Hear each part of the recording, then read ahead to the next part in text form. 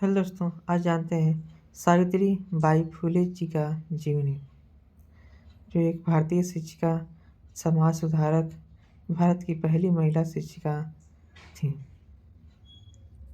महाराष्ट्र में ज्योतिबा फुले के साथ मिलकर उन्होंने भारत में महिलाओं के अधिकारों को बेहतर बनाने में महत्वपूर्ण भूमिका निभाई है।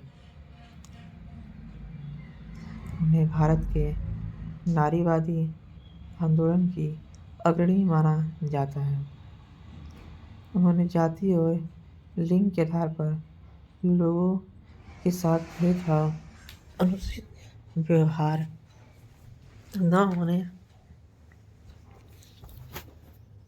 को कम करने का प्रयास किया। वह उनके पति भारत में महिला शिक्षा के अग्रदूत थे। उन्होंने 1848 में पुणे में तात्या साहब भिड़े के निवास या भिड़ेवाला में लड़कियों के लिए अपना पहला स्कूल शुरू किया था।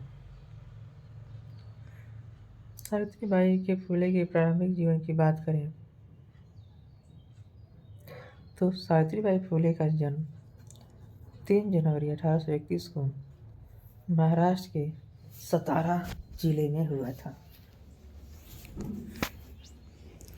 उनका जन्म स्थान सिरवल से लगभग 15 किलोमीटर और पुणे से लगभग 50 किलोमीटर दूर है। वह लक्ष्मी और पाटिल की 4 संतानों में सबसे छोटी बेटी थी, जो दोनों माली समुदाय से थे। सावित्रीबाई ने अपने पति ज्योतिराव फुले से 9 या 10 साल की उम्र में शादी की, जबकि वह 13 साल के थे। सावित्रीबाई अपनी शादी के समय अनपढ़ थीं।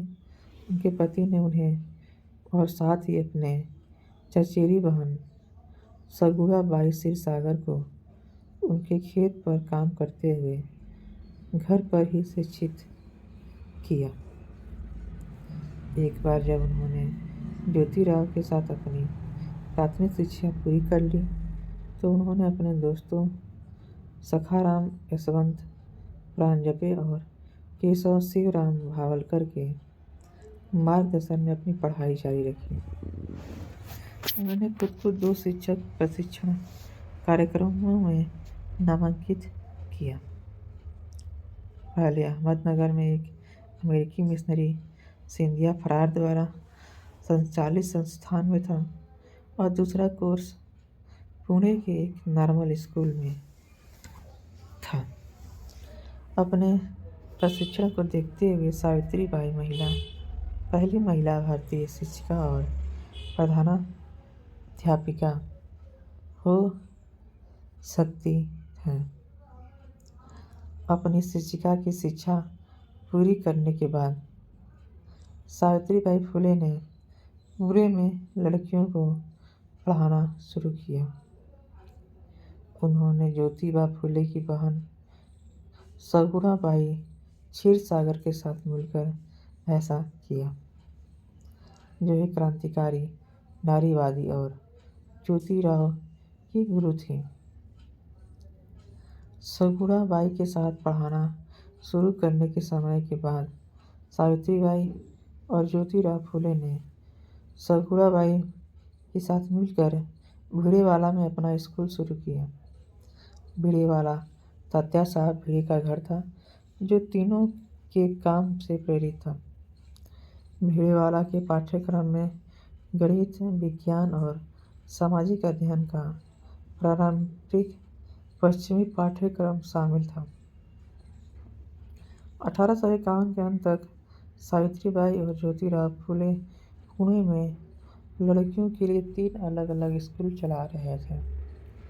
तीनों स्कूलों में कुल मिलाकर लगभग 150 छात्राएं नामांकित थीं। पाठ्यक्रम की तरह तीनों स्कूल द्वारा अपनाई गई शिक्षण पद्धतियों की सरकारी स्कूलों में इस्तेमाल की जाने वाली पद्धतियों से भिन्न थी। लेखिका दिव्या कंदुकुरी का मानना है कि फुले के तरीकों को सरकारी स्कूलों द्वारा इस्तेमाल की जाने वाली पद्धतियों से बेहतर माना जाता था। इस प्रतिष्ठा के परिणामस्वरूप फुले के स्कूलों में शिक्षा प्राप्त करने वाली लड़कियों की संख्या सरकारी स्कूलों में नामांकित लड़कों की संख्या से बहुत ही ज़्यादा थी। दुर्भाग्य से सावित्रीबाई और ज्योतिराव फुले की सफलता को स्थानीय रूढ़िवादी विचारों वाले समुदाय से बहुत प्रतिरोध का सामना करना पड़ा। कंदुकुरी ने कहा कि सावित्रीबाई अक्सर एक अतिरिक्त साड़ी लेकर अपने स्कूल जाती थी क्योंकि उनकी रूढ़िवादी विरोध के कारण उन पर पत्थरों, गोबर और मौखिक दुर्व्यवहार से हमला किया जाता था।